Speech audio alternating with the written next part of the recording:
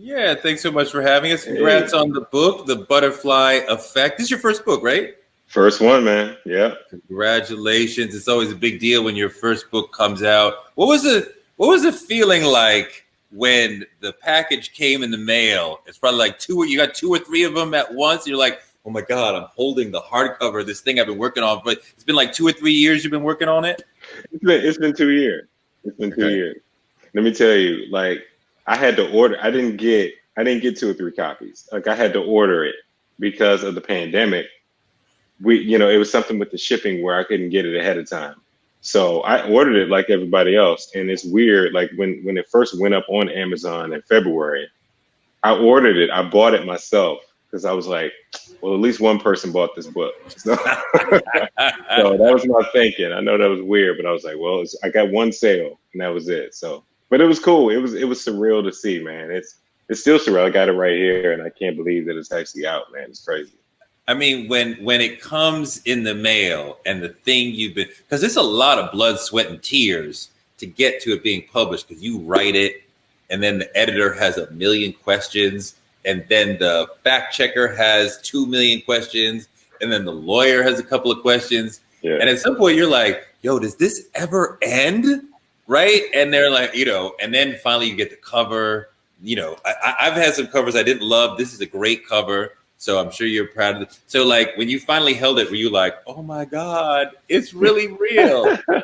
Yeah, I did, man. It was a long road, like you said. You know the road way better than I do, man. You've written 6. So for me at least, it was a long road, especially because it was the first book on Kendrick Lamar ever. And so that comes with some pressure. So that, I had to make sure that I came with it. So yeah, to finally have it, I don't know. Maybe you could speak to this too. Like, I feel like all creative writers are tortured to a certain extent where you're just waiting for the other shoe to drop. And so that was me the whole time. I was just like, man, all right, let's just hope it comes out. Well, talk about the pressure of writing about somebody who writes extraordinarily well, somebody who has been written about a lot, not in book form, but in many other forms. Somebody whose work is extremely meaningful to a lot of people on a very deep level. That there is a lot of pressure in saying, I'm going to write a book about this person. Yeah, no, it was a lot of pressure, but I also realized that he didn't have his story in literary form, so I knew that in and of itself was different. But I also wanted to make sure that even though it's about Kendrick Lamar, I knew it was about other things, right? So it wasn't the traditional biography where page 1, he was born in this hospital, page 250, here he is with the Pulitzer. So I wanted it in a weird way to be its own work of art, if that makes sense, So that's why I was calling it a cultural biography, because we're talking about all kinds of other things too. We're talking about the rise of jazz. We're talking about Black Lives Matter. We're talking about we're talking about law enforcement, stuff like that. So I think that's what made it different, is that it wasn't a straightforward, hey, here's Kendrick walking through life. It was about Kendrick, but it was also about America as a whole. I mean, that's definitely a lot of pressure because I got to figure out all the big issues that fit into Kendrick. And he is so big as an artist. His music contains multitudes. Let's just talk about one of them that I think you handle very well, because Kendrick has been moving through the Black Lives Matter era. He is sort of a symbol for them, right? Like All Right has been like adopted as a sort of anthem for that community, for our community within that. And you talk about Trayvon and Eric Garner and Michael Brown and just that whole BLM movement that rose up from those moments and has become this massive part of our country and our lives. How did you relate Kendrick and his movement to what's going on with BLM? I've realized that in writing about Kendrick is that he's talking about issues in Compton, right? So he's talking about, he doesn't shy away from the fact that he came up in heavy gangbang culture and things like that. So I feel like his movement is totally aligned with BLM because his music in and of itself is already very honest. And he's already talking about, his friend that got killed down the street, his family, stuff like that, his family members in jail, in and out of jail. So he's already talking about issues that are sort of germane to society and germane to what's going on in his community. So I think it's a natural dovetail. I feel like he was already super honest in talking about what he knew, but he's also quite vulnerable, between Good Kid, Mad City and To Pimp a Butterfly, where he's opening himself up and he's talking about broader issues. So that's where, like you said, All Right comes about, and that's where The Black of the Berry comes about. So quite honestly, man, I feel like his movement sort of dovetails with it because he didn't shy away from what was going on. He didn't shy away from the homicides. He didn't shy away from the police killings. And I wanted to do the same thing in the book. And that's why chapter 5 is just all that. It's just all like, because it's history that we need to tell. And it's history that I didn't want to shy away from, because even though it's history we're still living through, I wanted to write it for future generations that are going to look back and want to know what was going on at the time. So that it was just the honesty overall, I think, is what makes him stand out in relation to BLM. I mean, this is one of the important things about hip hop, that it has existed in the world, dealing with political problems, dealing with economic problems, dealing with the way that the national community is functioning and the way that your local community is functioning. And that was huge in the 80s. That was big in the 90s. That has not really been such a massive part of hip hop in general the last 15 or 20 years, especially the last 4 or 5 years. I would have expected more artists to be like, yo, Trump, the rise of white supremacy, like the economic downturn, which hit Black people more, coronavirus, which hit Black people more. And in a lot of ways, the political spine of hip hop is gone. And an artist like Kendrick goes against that. And you see within Kendrick, the best of hip hop in terms of, we don't need to make a whole song that's like, what's going on? We weave these issues in to a conversation. The rhyme is about any number of things, and he's mentioning this and that that's going on within the community. And he's really brilliant at like that classic thing that we love about hip hop, that it brings you into what's really going on in the community. Yeah, no, you hit it right on the head, bro. And I feel like that's why his music resonates so strongly with people, is because he's talking about some serious stuff, but it's also artsy enough where, you have to go back and you have to unpack, and that was the thing in writing this book too. It's like, everybody's a Kendrick expert, right? Like everybody is like, oh, in this song, he's talking about this and he's talking about that. And you don't realize until you go back that, yeah, there is some artsiness going on, but at the same time, he's talking about super honest things that are going on in Compton, because as you know, you've spoken with him, like he does everything with Compton in mind first. When you can't talk about LA MCs without talking about gang culture, right? Or at least a certain class of LA MCs are really wrapped up in gang culture. So how does that land for Kendrick, and how do you talk about that in your book? Yeah, it's obviously a thing he doesn't shy away from. He doesn't shy away from gang culture at all. And it's a thing like, and it's not just him, it's TDE, that's what they came up in near. And like even the other night, in talking with Terrace Martin, like they're heavily influenced by that. He was saying directly, like, yo, we're directly influenced by NWA, Ice-T, all of that stuff. And so as much as we're willing to say like, oh, Kendrick is who he is, and rightfully so, he's just like you alluded to, he's just a descendant of what came in the 80s. He was coming of age as gangster rap is coming of age in the 1980s, in the mid 80s, and the late 80s. And so that's what I wanted to dovetail there. Like, especially in the book, context was key, because I realized also what I was up against. I'm a dude from the East Coast writing about West Coast rap that's still happening. You know what I mean? So it's like, okay, I got to get this right.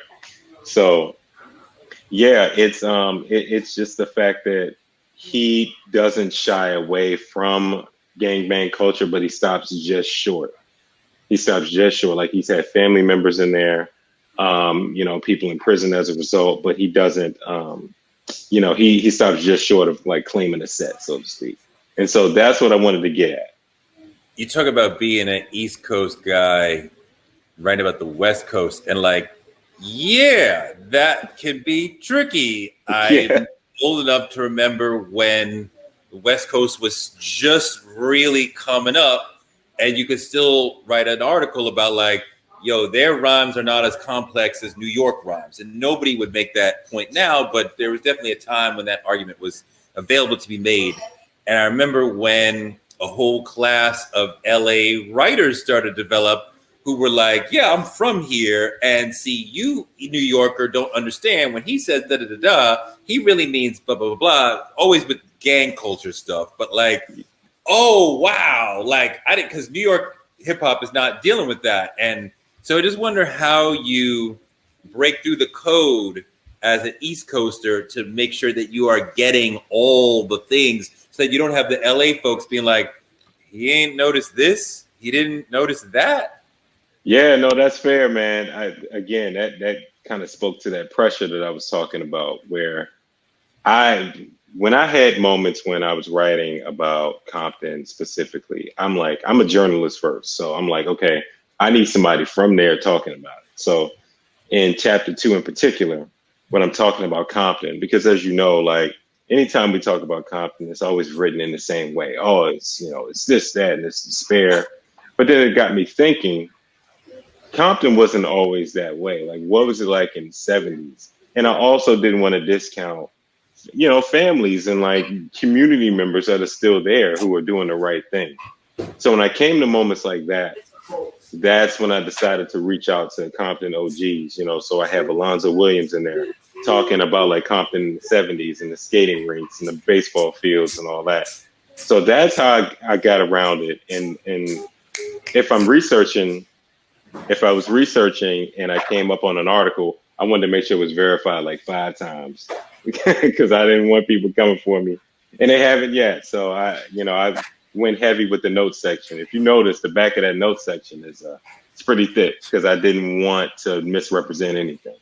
You'd say he's the greatest MC of his era. Yeah, I think so. I mean, if you just look at the impact, I feel like he came up in an era where we were all talking about singles. It's a streaming culture where you have to come out with a song that's hot. Oh, my song got 6 million streams on Spotify and all that. And that's the currency. And I feel like he does a masterful job of, okay, if everybody is over here doing this, I'm going to go way over here and do this thing. So, okay, Good Kid, Mad City, I'm going to give you a story. It's going to be a West Coast album that's going to sound like some Outkast too. Oh, I'm not going to come out with Good Kid, Mad City too. I'm going to come out with this super dense, poetic jazz album that you may not even understand right away. And I think back in 2015, those singles were all so different. I sounded nothing like King Kunta, which sounded nothing like The Black of the Berry. So that's why I put that title on him, because it's like he's doing things that weren't done at the time. And people, all you got to do is hop on social media and just type in Kendrick Lamar. It's like they treat him like rap messiah, dude. Like they're waiting for this guy to come back. So that's why I said that. I mean, it's definitely a crown that a lot of people support and would give him. I mean, to make an album, just to make an album is really special. And I don't mean like you put 12 songs together and the label put it out. I mean like you put a group of songs that have a sonic and thematic relationship to where you have, a sonic story, right? And most people don't do that nowadays. You had that back in the day, 60s, 70s, 80s, you had that. And not just in hip hop, but in lots of genres. And nowadays, to get an actual album where it like means something, like Jay-Z's done that, Beyonce's done that, Kanye's done that, but most people aren't even trying to do that. It's like, 12 or 14 different songs. Who's the hot producer? Okay, call up the 10 hottest producers. We'll get one from the Migos, one from, Hit Boy, one from Take Heat, whatever, We may or may not be in the same room with them when they're making the beat and we do the blow. It's not an album. And Kendrick is definitely making albums that have a structure and a shape. And that alone elevates him above most of the game. No, I totally agree with that, man. And I think I came up when the Soulquarians were doing their thing. And so when I listen to Kendrick and TDE, they honestly remind me of what Common was doing, where every record was sounding totally different. Every record was different. So it's like, love it or hate it, like Electric Circus sounded totally different from Like Water. And he did a good job of like, I'm going to start you in this one place and we're going to go all the way over here. Same thing with The Roots. Same thing with D'Angelo, all of that. So I don't know, man. That's probably just where my ear went because I was such a huge fan of that era. But that's what it kind of reminds me of. You spend a little time talking about swimming pools because that's a really important song in terms of the trajectory of Kendrick. Because I think Section 80 got a lot of heads interested in him, but was not known to the broader audience. When Good Kid, Mad City came out, he got a lot of attention, but it was swimming pools that really talk about that record. Because as you said before, it's kind of an Easter egg or it's kind of hides of it seems like it's one thing, but it's actually talking about something kind of heavy. It's brilliant. It's a brilliant song because when you play it at an open air festival, it just sounds like he's talking about partying because it has this sonic, it has this swing to it. It has these heavy drums and these deep synths going on. And, it almost sounds like electronic music in a way in terms of the sort of sonics that are darting in and out in relation to the drums. So you can play it at a festival and it rings out. But then it's not until you put it on headphones and walk around that you realize, oh, wait, he's talking about his family's history with alcoholism, and that's why he doesn't partake as much. And he's talking about addiction issues. He's talking about some serious stuff. And I think, like you said, that sort of speaks to him overall because you'll listen to a song like Swimming Pools and think it's about something totally different. But it's not until you go back and check it out that you realize that, man, this is it's kind of a sad song. It's kind of serious, And I think that's masterful, man, because it works out in either way. It's one of those where you can play it and you can just kind of vibe out to it in your house or wherever you are. But if you want to sit and think and dive into his lyrics, it unpacks a lot of history that I don't think people really realize until you have to sit with it. That's why I always say, you got to sit with Kendrick's music. He doesn't make party. He makes party music, but more often than not, beneath that beat or on top of that beat, it's him talking about something totally serious. He's a really interesting member of the history of LA hip hop because, you can definitely see the lineage of, NWA, Cube, Snoop, and comes down to him. But where a lot of those guys have been really about the machismo and the LA-ness, and a lot of them have not been about the lyricism like we love on the East Coast. Shout out to Corrupt, who's definitely about that. Guys who are from that gang side of LA hip-hop culture, not the far side part of that. Kendrick combines both. He is an MC and a lyricist. And, if you want that hood gang feel, and he's got that for you too. So he sort of brings together the best of both sides. He does. And I think that's what makes him a unique talent because somehow he's able to tap into all of these different things. And I feel like, it just to my ears, like certain people, you can tell that they're holding back. Certain artists, you can tell that maybe they have something else. They have another level that they can go to or something, maybe they have another album that they want to talk about some serious issues. But he's able, like you said, to just tap into all of these different things, whether it's, Project Blowed, whether it's Lamar Park Jazz, whether it's, it's NWA, it's Killer Mike, it's all of this stuff going on at the same time. And I feel like what sets him apart is that he's all of it. Like, he's not going to hold back. Whereas maybe some other people may hold back because they may underestimate their audience. He's going all in on it. And he's like, this is me. This is the representation I want to put out there. And if you get it, amazing. I'm glad that you got it. But if not, it'll be there for you when you're ready for it. I want to invite folks, if they have questions, feel free to ask them. You can put them in the comment section. You can put them in the ask a question section.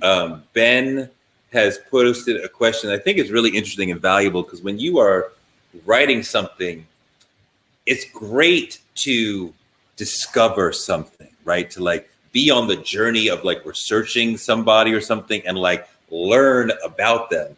And Ben says, what's something you learned about Kendrick in the writing of this book that you didn't know that had a big impact on you? So like, you surely figured out something that you didn't know when you came into the book. So like, what was some of that?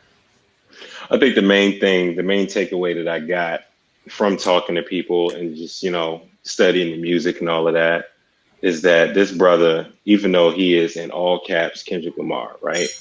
He still doesn't think he's like the dude. Like, and everybody was saying that. So that's not me projecting. Like, a lot of people are like, he does not operate like he is a rap megastar. Like, he'll still show up to the studio sessions with the white t-shirt, the basketball shorts, and the slides. And then we'll just drive down the street like he's not who he is. You know what I mean? So I thought that was kind of cool. And honestly, just on a personal level, I realized that he and I are a lot alike.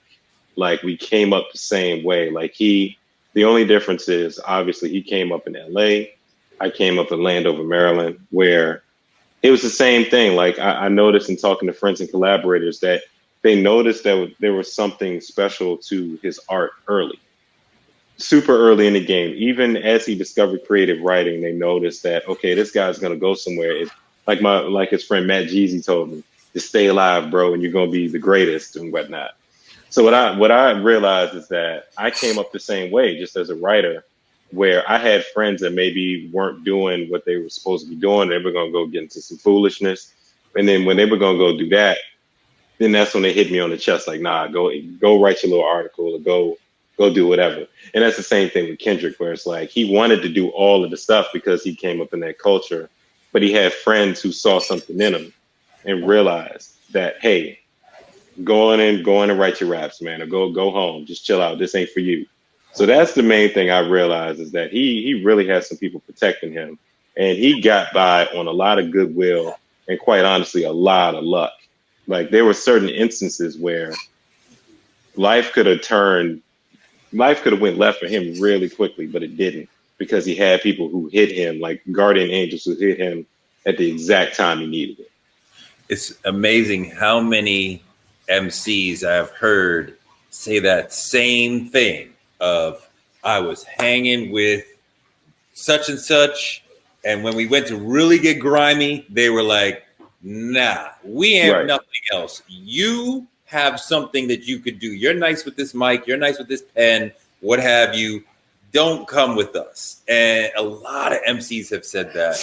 I'm interested in actually hearing more about it in your life. Like, what were you doing and where were you going? And how did you end up loving this and end to this writing? Because from what you just said, it makes it sound like, becoming a writer was not the obvious path for you. Well, this kind of writing was not the obvious path. I mean, growing up in Landover, I had the same dreams that a lot of kids had. I thought I was going to be a basketball player. I thought I was going to be a doctor. I thought I was going to be all these things. Were you nice, or was it just a dream? I'm a weekend warrior. And I used to play a lot up until recently, until like now I'm creeping up on 40 and my knees start to make noise, so I can't do it. Did you play in college? I mean, just like I would do pickup ball, like me and my best friend Brian, we would just hit up different spots and like I would play like 6 hours a day. Like, don't get me wrong, but I wasn't on a team. But it was little stuff like that. So it wasn't honestly, it was just some kid nonsense, man. So it's like, if we're walking down the street and all of a sudden my friend decides he wants to steal this thing out the convenience mart, little nonsense like that. We're gonna knock on somebody's door and run. It's just little things that it could go left if you run up on the wrong house, if you run up in the wrong store. It was stuff like that. And it was the same stuff with Kendrick, where it's like they're just doing little nonsense, but it could have went crazy and we probably wouldn't be talking here. There would be no book out about him. There would be no Good Kid or none of that.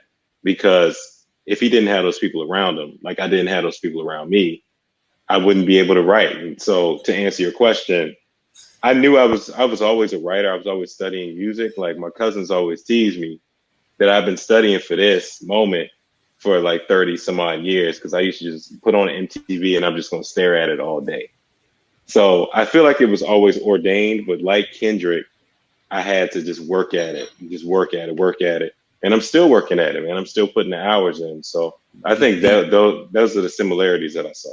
The youngins may not realize that MTV used to show music videos. So when you put on MTV all day, you were watching videos, not like these ridiculous shows that they air now. And it was an amazing cultural platform when you see like all these short films that these creative artists were making to show up their music. So it was interesting to sit and watch it all day. Jason Gross puts up an interesting question because a lot of people put a spotlight on Kendrick when he won the Pulitzer Prize. And I was like, this doesn't say nothing about Kendrick. We already knew that he was that. We already knew that he deserved that. This says something about the Pulitzer, that y'all finally recognized a living artist, a contemporary artist, and a hip hop artist. But hip hop and Kendrick been deserved that. So y'all are just late to the party. What do you think about the moment when Kendrick gets the Pulitzer, and how do you address that in the book? Yo, I remember the day that he got it. I was surprised. Like the book deal had already been announced, and so people knew it was coming out like 2 years later. But I started getting all these tweets like, "Oh man, we're looking forward to the first culture biography on Pulitzer Prize winning Kendrick Lamar." And I'm like, "Wait, what?" Like it was shocking to me because as much as I love hip hop, I grew up on hip hop. I'm also a jazz head. And I listen to the type of jazz that they normally salute. So I'm listening to spiritual jazz and classical jazz and all of this stuff. So it was shocking to me. And it's a question that I asked Dana Kennedy, where it's like, well, how did y'all come to that? And she was saying that it was just people in the room. They decided to go younger. They wanted more people in the room who knew what was happening beyond like the super heady jazz that they always shout out year after year. And it was surprising to me, more so because as much as I love Damn and it's a great record, I thought they missed the boat in terms of they should have gave it to Pimp a Butterfly. Right. That's what I thought. That was my thinking. But at the same time, I'm glad that they went back and caught it. But To Pimp a Butterfly was the one for me, Right. So that's my thinking. One of the challenges of writing about a contemporary living artist is while you were writing it, while you were editing it, while you were almost done, he could have dropped another album. You didn't know that he wouldn't dropped another album last week or last month. That would have been a monster. And you're like, I'm already done. I can't add another chapter. Now your book is looking dated. Like, were you nervous about that? I was terrified, sir. Terrified. Every day I was like, man, it's going to happen today. It's going to happen. I know it's going to happen. It's like my phone's going to buzz and it's going to be out. I know it's going to happen. I don't know, but at the same time, I wanted to be as up to date as possible. So shout out to my editors. Like they let me go back and tinker and fix and update as much as I could until I finally just had to let it go. But even after that, I figured, well, look, if he does that, I'm sure I'll get hit up on the other end where it's like, okay, hey, he dropped this record. Can you review it by tomorrow? And maybe that'll still happen. I don't know. But every day I was looking at my email and Twitter and all that. Like, all right, today's the day. Because as you know, they don't say anything. I mean, they operate like the military. So you're not going to know the record is coming out until it's out. So and I was now we're in waiting. the era of surprise drops. So, yeah, you could put it out without a single.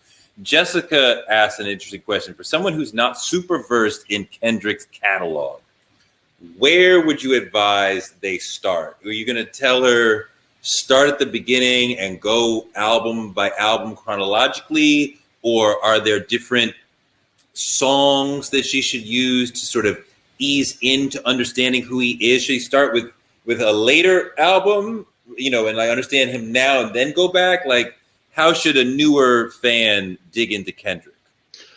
I would say it's a two-part answer, because if you want to understand Kendrick as he is now, the Pulitzer Prize winning quote unquote rap messiah that everybody holds up, I would say start at Overly Dedicated, the 2010 mixtape. I would say start there. Not take that back. I would say start at the Kendrick Lamar EP, which is before that, because that's when you started to see him starting to sort of be honest, sort of talking about his life story. Admittedly so, because before the Kendrick Lamar EP, he was still in the K. Dot phase. And so it was just about rapping. So if you want to understand Kendrick as he is, start with the Kendrick Lamar EP and then go to Overly Dedicated and then Section 80, so on and so forth after that. Now, to get the full trajectory of Kendrick of K. Dot, you got to start with the early mixtapes, where at this day and age are super hard to find. I think you got to go to DatPiff and then even run a search. That's what I had to do. Well, send her to find something that she can't find. Well, no, it's out there. Don't get me. It's not a wild goose chase. Like, it's out. You just gotta, you gotta hit the Googles. But I would say start with the Kendrick Lamar EP. Go there, because I think that's when he started coming into his own. My man Jason has a question. He thought it was a bad question, but I think it's a great question. You finished this project. What do you want to write about next? Is there another artist you want to dive into for your next book? Oh, well, I'm going to cheat a little bit. I already have the next deal locked in. I'm writing a biography of De La Soul. Woo! Called High and Rising. And it's the same deal where it's like, here are these guys who honestly deserve their flowers now. No, to take a bad pun, and not daisies or nothing like that. Yeah, so no. I'm writing about De La next. But other than that, man, seriously, I think there's a book to be written about Yasin Bey. Okay. I think there's a book to be written about Pharoah Sanders. Those are the people. I'm trying to write about people who folks may not look to as like the next logical choice. I want to give people stories that they need. I want to hear a little bit about De La, because to me, De La is the greatest group of all time in hip hop. The complexity of the music, the rhymes, the discussion of identity. I mean, like, I remember getting their first cassette, and I got it on cassette. And before that, hip hop was very street, and I was not. I came up in the suburbs, and I loved it, but I didn't realize that I felt at a remove from it, because I'm like, I respect those brothers, but I'm not one of them. But I didn't even really realize that.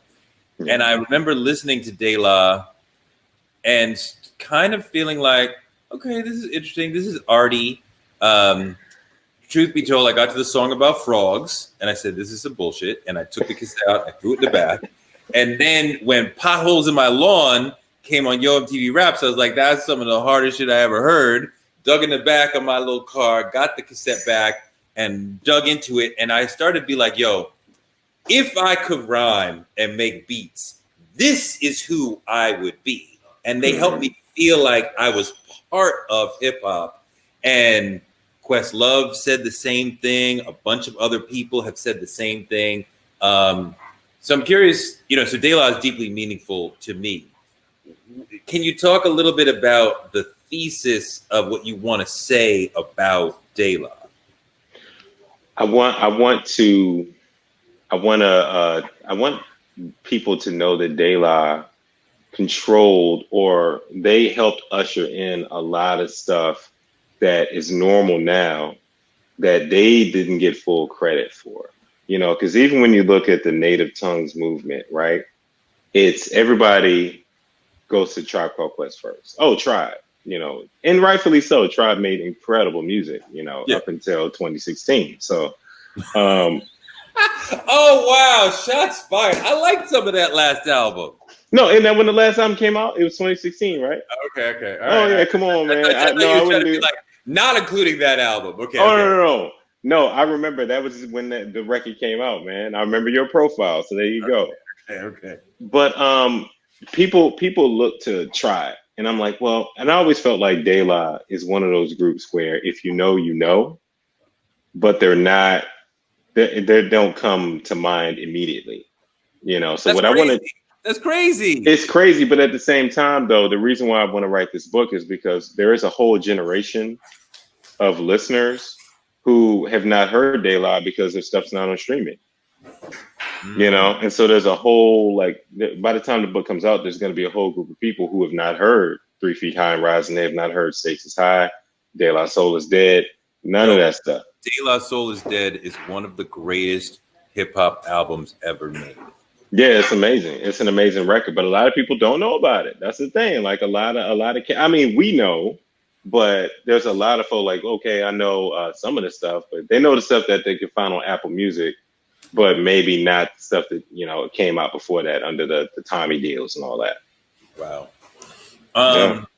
One thing, to go back to Kendrick, one thing about him, I saw him perform at the Barclays few years ago. I think you were at that show too. He doesn't come through. He doesn't come through New York that often. And I was super impressed that the show had a thematic thread. Like there was it wasn't just I'm here to do some songs for you. It had a meaning that carried throughout it. There was a theme, and it was powerful to see that the brother is so small, physically small. He's a short dude, but he could command the stage and the presence in this way that a lot of the time he was the only person on the stage, or there'd be one other dancer on the stage, and you were like entirely sucked in and focused on him. And I thought that was amazing. You were at that show. Like, what do you think about him on stage?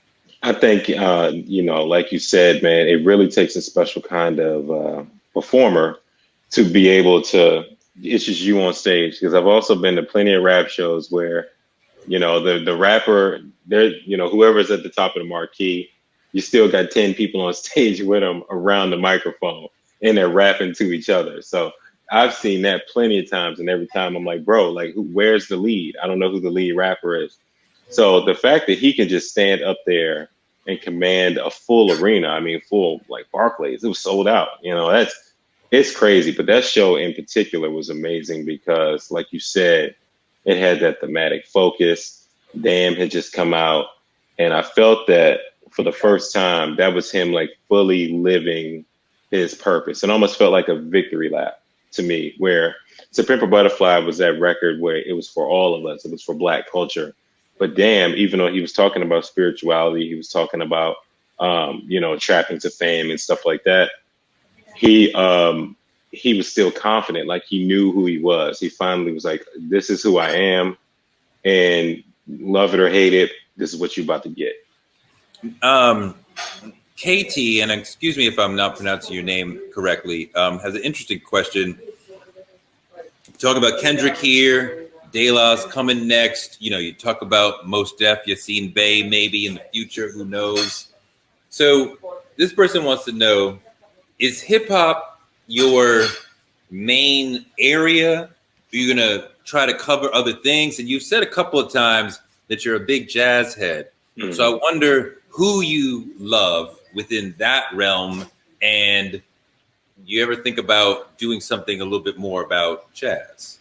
Oh, absolutely. Listen, maybe somebody's listening, who can pull the right strings.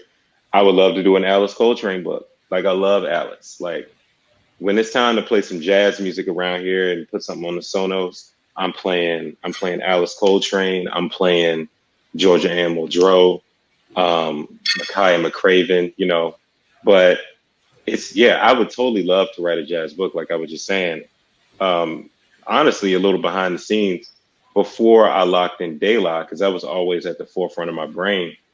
I was 1,000,000% saying like, okay, the next book is going to be on Pharoah Sanders because it needs to be on Pharoah. And the book was just literally going to be called Pharoah. So I would still love to write that. But again, that's one of those stories that I think it's an essential story, but it's also, he's a name that people know if you know. So if you're like a Mad Lib or a Flying Lotus type, or, if you're if you're a crate digger, you totally know that name. But yeah, I would love for book number 3 to be on Pharoah or Alice or, something like that for sure. Like, especially the 70s era. So, all right, let's go back to hip hop. What's your top 5? Is Kendrick your number 1 of all time? Because Kendrick is number 1 of now, but is Kendrick your number 1 of all time? What's your top 5? Man, I knew this question was gonna come one day. Okay, of all time, it's a personal. All right, so for the people watching, this isn't like the definitive. This is literally my favorite 5. Definitive for you. Definitive for me.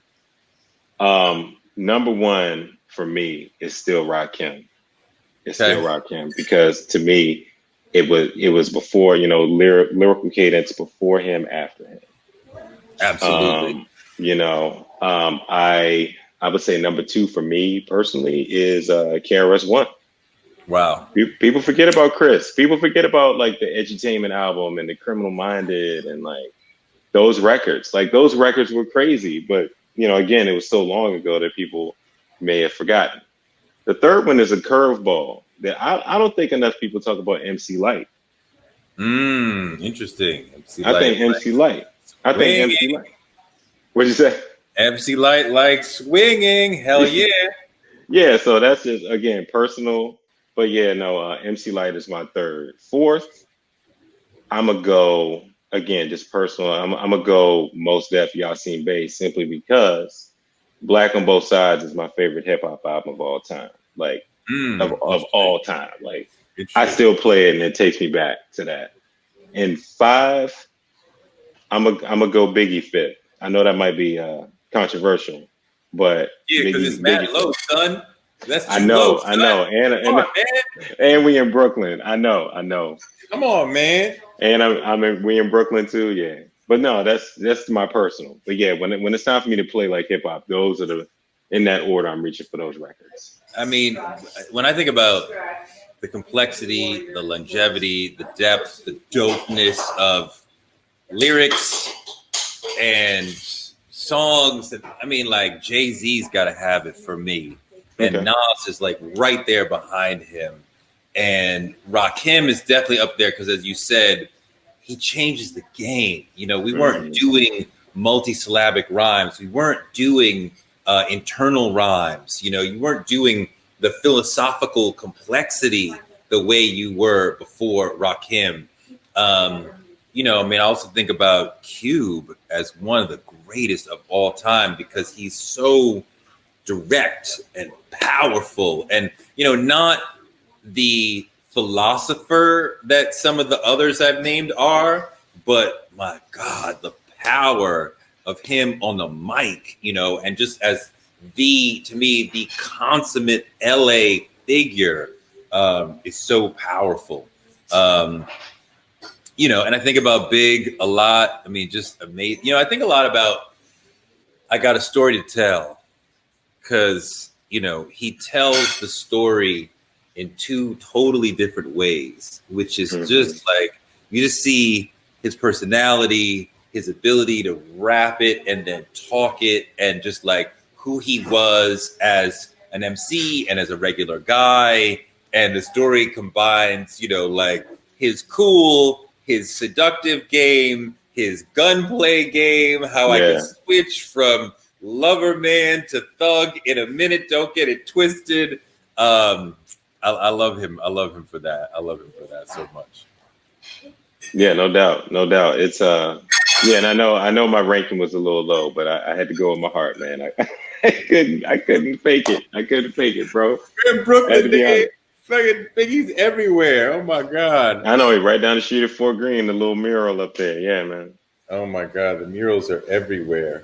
Um, you know, it's interesting to talk about Cube right now because a lot of people were talking about Cube today.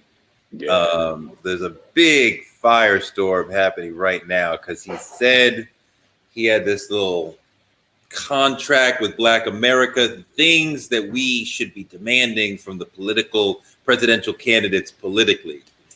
And I respect that. And he said he took it to Joe Biden's team, and they were like, we'll talk about it after the election. He said he took it to Trump's team, and they were responsive. And so he was like, because of that, I'm working with them, or I'm respecting that they're listening to me. And obviously, it's created a tremendous amount of firestorm. I don't think that you could even seriously trust or listen to Trump listening to you. The man is disqualified from talking about Black issues regardless, even if he says he's not. We're 20 some days from the election. That's why he is pretending to listen to you. What do you think about this whole Cube moment right now? I think that I was surprised. I was shocked because, like, let me take a step back because I agree with you because, obviously we're a couple of weeks out from the election. So he's going to do anything. Trump is going to do anything possible to try to, get the Black vote. Right. So, but I also found it surprising that the person who wrote arguably the most fearless song in the world ever in Fuck the Police is all of a sudden now working with the other side. So that's what I kept going back to today. Like, man, you wrote that song, you wrote those records, you did that, and now all of a sudden you're talking about this contract, and it just doesn't make any sense to me. Like, I can't trust the other side at all. Like, no. Even though they say like, oh yeah, we're working to do this, that, and the third, they're literally just doing that to get votes. And then once they get the votes, if they get the votes, then, oh, what happened to that thing? It's not going to happen anymore. Or they're going to put it in a drawer somewhere. People talk about, Black people can't expect to get what they need from the Democratic Party. But the Republican Party has been making it clear, we don't give a fuck about you. We are here for white people. So we're completely rejected by them entirely. So it's not like we can shop around to both parties to see who's going to provide for us the best. The Republican Party hates us, especially the Trump Republican Party. But this is not new. This is just a higher frequency, and he just says the quiet part out loud. But this has been who the GOP has been since about, 1964, 1965, right? The Democratic Party, we got to work with them because they'll at least listen to us. I just don't. I feel like you're falling for the okie doke if you're like, oh, Trump took my call and he's willing to listen to me about things that Black people. You really think that Trump is going to come through with what Black people really need? Get the fuck out. No, it's not going to happen at all. It's just, after November, early November, all of that's going out the window. He's not going to think about that. If that was his thinking, I don't know what his thinking was, but that wasn't the move whatsoever. He's not going to be thinking about it because he's going to be thinking about how he can stay out of prison because he's not going to win. So he's going to have to figure out, how do I not go to jail for all the crap I've been doing? That's what he's going to have to be thinking about. He's going to be thinking about Black people's rights. How many people did you interview for this book? Oh man, off the top of my head, about 50. Oh, wow. About 50 people. Yeah. So, because again, that goes back to me wanting to just make sure, because I knew where I was coming from. And even, East Coast guy writing about West Coast, but I wrote a lot of it in Nairobi, Kenya. So I wrote a lot of it in East Africa. So it was just like, I was all over the place. And so I just wanted to make sure that all the I's were dotted, T's were crossed, man. Wait, you wrote this in Nairobi? Yes, sir. 60% of it. How did you end up there? Yo, shout out my wife. We we have a place there as well. So we split time. both we live in Brooklyn and we also live in Nairobi, Kenya. And it's a quick story. It was September 2018. She had just come back from Nairobi for a business trip, and she walked into the apartment and just like, "What do you think about moving to Nairobi? It's so amazing." And then I was like, "Okay, cool." It was a 5-minute conversation, though. It was literally like, "Oh yeah, all right, cool." Because at the time, I knew I needed to finish this book, and I knew I was leaving my full-time gig at Bandcamp. So I was like, as long as I got Wi-Fi, I'm good. And we just did it. So yeah, a lot of my sort of perspective and pace is dedicated, and it's sort of indebted to Nairobi, East Africa. So wait, you own a house over there? Oh no, we're not balling like that, bro. We have an apartment. You own an apartment over there? Yeah, we have an apartment. We have an apartment there, and we still have our Brooklyn joint, which I'm in now. So, wow. So I've noticed that when I've gone to like Jamaica to work on something, it comes out differently than when I'm writing in Brooklyn. Yeah. Does the work come out differently when you're over there than when you're here? Yeah, 1,000,000%. And it's almost like a built-in writing retreat. And that's not to diminish anything that's going on in Nairobi. They have their issues, like we all have issues, but you don't realize how much you need the continent until you get to the continent. And so that's what it was for me. Don't get me wrong, like it was a hard landing for me because, coming from the DC area and then, which is fast, and then moving up to New York, which is even faster. You go to Nairobi and it's like not fast at all. But I didn't realize that I needed to chill and just de-stress. You don't understand as a Black American how traumatized you are, man, until you live there. For the first few months, I was just waiting for stuff to happen. I just felt like I was tight all the time. But it's not until you get around all these brilliant designers and writers and creators that you realize that, oh, this is where I need to be. This is home. And Kendrick talks about that on Mama on To Pimp a Butterfly. You're taught this, you're given a certain narrative about Africa when you're in the States because it's all, negativity. Oh, you can't live there. But then once you live there and you realize that there are people that are far more advanced than what some of us are doing in the States, it's like, oh, this is how we need to be living.